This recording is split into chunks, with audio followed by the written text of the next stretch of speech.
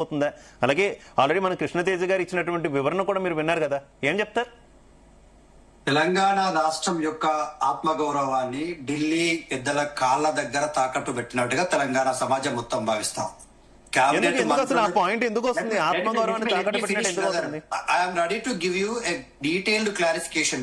Please wait for a while.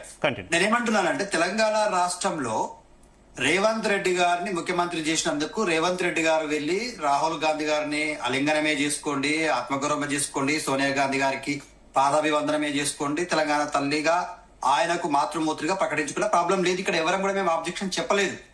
But Telangana cabinet and chief minister both are part of Telangana's representative. కాబట్టి Telangana representative గా ఏ బాధ్యతలు లేని నీ పార్టీకి అధ్యక్షుడు కూడా కాడు రాహుల్ గాంధీ. ఏ రైట్ తో ఆయన క్యాబినెట్ మీటింగ్ లో జరగబోయే డిసిషన్స్ పైన మీరు ఈ నిర్ణయాలు తీసుకోండి, ఆ నిర్ణయాలు తీసుకోండి అనేటువంటి గైడ్ లైన్స్ ఇవ్వడం అనేటువంటిది దేనికి సంకేతం? మోరోవర్ తెలంగాణ రాష్ట్రంలో జరుగుతున్నటువంటి 95% అండి, 95% ఆఫ్ ద కాంగ్రెస్ పార్టీ హామీలు ఒక్కటి కూడా పూర్తి కాకుండా పెండింగ్ లో ఉన్నాయి. కేవలం ఒక ఉచిత బస్సు, ఒక రేషన్ కార్డులు ఇచ్చేసి ప్రజలకు మేము సన్న బియ్యం ఇచ్చినామనే ఈ 2 అంశాల విషయంలో తప్ప 95% వాళ్ళు ఇచ్చినటువంటి 6 గ్యారెంటీలు అట్లాగే ఉన్నాయి. పెండింగ్ లో 13 హామీలు పెండింగ్ లో ఉన్నాయి. టోటల్ గా 420 హామీస్ ని వీళ్ళు ఎగవేసి 2.5 సంవత్సరాలు పూర్తిగా వస్తుంది. ఇప్పటి వరకు తెలంగాణ ప్రజలకు ఇచ్చిన హామీల మీద ఒక సమీక్ష లేదు, ఒక మీటింగ్ లేదు. ముఖ్యంగా విద్యాశాఖ పైన మీటింగ్ లేదు, అట్లాగే హోంశాఖ పైన మీటింగ్ లేదు. తెలంగాణ రాష్ట్రంలో ఆత్మహత్యలు పెరుగుతున్నాయి విద్యార్థులై, అట్లాగే ఫుడ్ పాయిజనింగ్ కేసులు పెరుగుతున్నాయి. విద్యాశాఖ మంత్రిగా ఎవరున్నారయ్యా అంటే రేవంత్ రెడ్డి గారే, హోంశాఖ మంత్రిగా ఎవరున్నారయ్యా అంటే రేవంత్ రెడ్డి గారే. ఈ 2 అంశాలలో ఆయన ఫెయిల్యూర్ సీఎం గా చాలా స్పష్టంగా కనిపిస్తా ఉంది. కాబట్టి నేనేమంటా ఉన్నామంటే వై ఈ invited entire cabinet to Delhi. ఏం చేశారు అసలు? ఢిల్లీలో జరిగినటువంటి సమావేశం దేనికి సంకేతం? తెలంగాణ రాష్ట్రంలో జరగబోతున్నటువంటి ప్రభుత్వ అధికారిక వ్యవహారాల్లో జోక్యం చేసుకోవడానికి who is Rahul Gandhi? What right he has అనేటువంటిది మా క్వశ్చన్. ఇక్కడ రాహుల్ గాంధీకి ఏం రైట్ ఉంది తెలంగాణలో జరగబోతు అంటే? అదే చెప్పాం కదా, మంచికో చెడుకో మనోడు ఉంటే మన రాష్ట్ర ప్రయోజనాల గురించి మనం మాట్లాడుకుంటాం. ఆయన కేంద్రంలో ఓ ప్రతిపక్ష నేత కావచ్చు, ప్రతిపక్ష నేత అయినంత మాత్రాన తెలంగాణ రాష్ట్రానికి సంబంధించిన బీసీలకు ఇస్తామన్న 42% రిజర్వేషన్ల గురించి ఏ రోజు పార్లమెంట్ లో రాహుల్ గాంధీ గారు ప్రస్తావించలేదు, మల్లికార్జున ఖర్గే గారు ప్రస్తావించలేదు బీసీల రిజర్వేషన్ల విషయంలో. అంటే ఈ కాంగ్రెస్ పార్టీకి వాళ్ళు ఇచ్చినటువంటి హామీల విషయంలో కేంద్ర ప్రభుత్వంతో ముడిపడినటువంటి అంశాల పైన ఒక్క రోజైనా ఇవాళ తెలంగాణ రాష్ట్రానికి సంబంధించినటువంటి కృష్ణా గోదావరి నది జలాల వివాదం ఇంత తీవ్ర స్థాయిలో అవుతా ఉంటే, బనకచెర్ల ప్రాజెక్టును వాళ్ళు మార్చుకొని నల్లమల సాగర్ పేరు మీద వాళ్ళు వస్తా ఉంటే ఎక్కడైనా ఒక్క రోజైనా రేవంత్ రెడ్డి గారి కోసమైనా రాహుల్ గాంధీ గారు మాట్లాడే ప్రయత్నం చేసిండ్రా? తెలంగాణ ప్రయోజనాల కోసం రాహుల్ గాంధీ గారు పార్లమెంట్ లో ప్రస్తావించిండ్రా?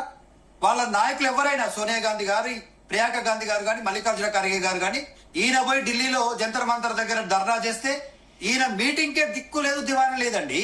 ఎవరు రాలేదు పార్టీ నాయకులు.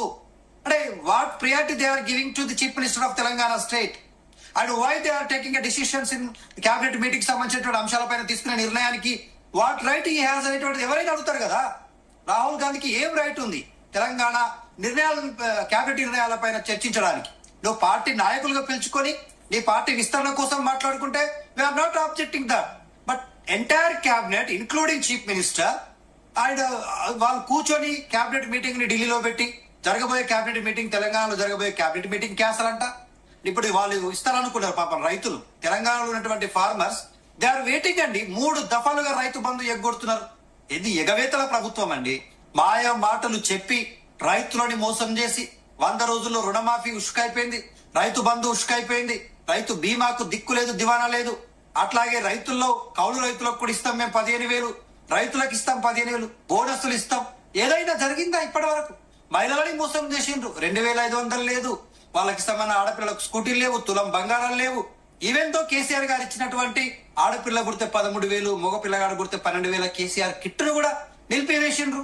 ఇంత దౌర్భాగ్యంగా తెలంగాణ రాష్ట్రాన్ని దిగజారు రాజకీయాలకు వేదికగా మార్చిండ్రు. కేవలం ఢిల్లీకి కప్పం కట్టడానికి తెలంగాణ రాష్ట్ర మేము ఒకటి మాత్రం గుర్తుపెట్టుకోవచ్చు, మేము 3 అంశాల్లో తెలంగాణ రాష్ట్ర ప్రజల సొత్తుని తెలంగాణలో అవినీతి జరగకుండా అడ్డుకున్న 3 అంశాల్లో వాటి మీదనే ఇవాళ రేవంత్ రెడ్డి గారు రాహుల్ గాంధీ గారికి ఎక్స్ప్లెనేషన్ ఇచ్చుకున్నారేమో. ఢిల్లీ కప్పం కట్టడంలో ఢిల్లీ పెద్దలకు కట్టేటువంటి RR ట్యాక్స్ విషయంలో సారీ అంటే నేను చేయలేకపోయినా ప్రతిపక్షం చాలా బలంగా ఉంది, మా అవినీతి భాగోతాన్ని బట్టబయలు చేసింది, బొగ్గు Right, గని okay, కుంభకోణంలో నిర్ణయాలు తీసుకున్నారు. అట్లాగే భూములు, ఇవాళ ఇండస్ట్రియల్ భూముల విషయంలో 5 లక్షల కోట్ల కుంభకోణాన్ని అడ్డుకోగలిగినాం. హైదరాబాద్ సెంట్రల్ యూనివర్సిటీ భూముల విషయంలో 10,000 కుంభకోణాన్ని అడ్డుకోగలిగినాం. అట్లాగే ఇవాళ లఘుచర్ల విషయంలో భూముల పంపకాల విషయంలో అడ్డుకోగలిగినాం. ఓకే దత్తాత్రేయ గారు, డిస్కస్ చేద్దాం అన్ని కూడా డిస్కస్ చేద్దాం. శ్యామ్ సుందర్ గారు, నా ఆడియో క్లియర్ గా ఉందా మీకు? బాగుందండి. శ్యామ్ సుందర్ గారు, మీ ఒపీనియన్ ఏంటి? పొలిటికల్ పార్టీలు అయితే ఈ తరహా కామెంట్స్ చేసుకుంటున్నటువంటి సిచ్యువేషన్, ఢిల్లీలో జరిగినటువంటి మీటింగ్ సంబంధించి అది కేవలం పార్టీకి సంబంధించినటువంటి వ్యవహారాల మీద, ముఖ్యంగా 2 ఏళ్ల పాలన పూర్తి చేసుకున్నటువంటి నేపథ్యంలో అభిప్రాయాలు సూచనలకు సంబంధించినటువంటిదిగా కాంగ్రెస్ పార్టీ చెప్తుంటే, లేదు ఏకంగా మంత్రివర్గ సమావేశాన్ని కూడా క్యాన్సిల్ చేసి ఇమీడియట్ గా మంత్రులంతా కూడా అక్కడ ఉండడం, అలాగే ప్రభుత్వం తీసుకున్నటువంటి నిర్ణయాన్ని ప్రభావితం చేసే విధంగా ఇక్కడ తీసుకున్న నిర్ణయాలు అక్కడ ఆయనకు చెప్పడం, ఇదేంటి అని చెప్పి బీఆర్ఎస్ కూడా క్వశ్చన్ చేస్తున్నటువంటి సిచ్యువేషన్, మీరేం చెప్తారు? ఇక్కడ ఒకటండి, ప్రభుత్వం ఒకవేళ గనక మేము అక్కడ ఢిల్లీలో మంత్రివర్గ సమావేశం నిర్వహిస్తున్నాము అని గనక చెప్తే అది రాజ్యాంగ విరుద్ధం, చట్ట విరుద్ధమైన విషయం. అలా ఎప్పటికీ చెప్తారని నేను అనుకోవట్లేదు, చెప్పారని కూడా నేను అనుకోవట్లేదు.